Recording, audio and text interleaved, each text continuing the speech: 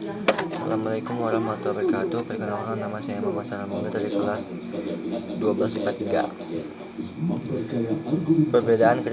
Perbedaan kritik dan esai. Sebelum membahas apa saja perbedaan kritik dan esai, terlebih dahulu akan lebih baik bila kita memahami apa itu kritik dan apa itu esai. Dalam KBBI, kritik diartikan sebagai kecaman atau tanggapan. Berkaitan dengan kritik sastra, kritik diartikan sebagai suatu uraian atau pertimbangan baik dan buruk terhadap suatu karya sastra dari sudut pandang kritikus. Untuk diketahui, kritikus artinya orang yang membuat kritik.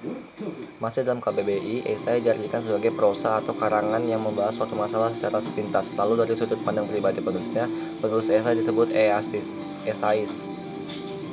Esai dapat ditulis secara bebas, variatif, dan santai. Selain itu, pembahasan masalah dalam esai juga dapat disajikan dengan ringan tanpa harus sampai pada penyelesaian secara tuntas.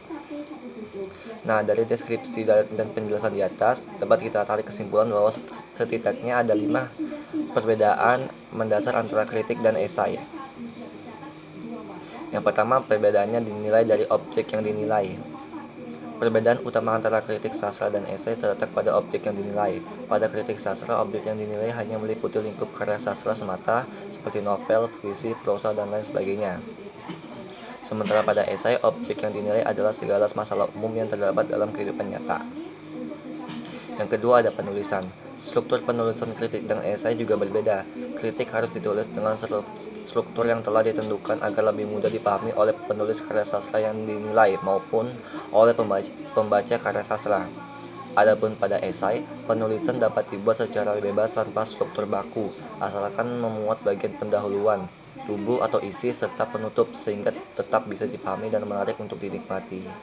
Yang ketiga, perbedaannya dinilai dari sifat. Meskipun sama-sama berisi pandangan seseorang terhadap suatu permasalahan, namun sifat kritik dan esai ternyata berbeda. Membuat kritik dan kritikus harus menuliskan kritiknya secara objektif, tanggapan, pertimbangan baik dan buruk, serta perbaikan-perbaikan yang disampaikan harus bersumber pada keadaan faktual. Meskipun begitu, kesan pribadi pembuat kritik tetap bisa dimasukkan pada bagian lain yang tidak menjadi bagian inti dari pembahasan. Adapun pada esai, pembahasannya seringkali dibuat secara subjektif. Penilaian pribadi terhadap sebuah permasalahan menjadi ciri khas yang terdapat dalam pembahasan esai. Kemudian perbedaannya terdapat dalam saran perbaikan. Pada kritik sastra, saran perbaikan bagi pembuat karya sastra adalah bagian penting yang harus selalu ada.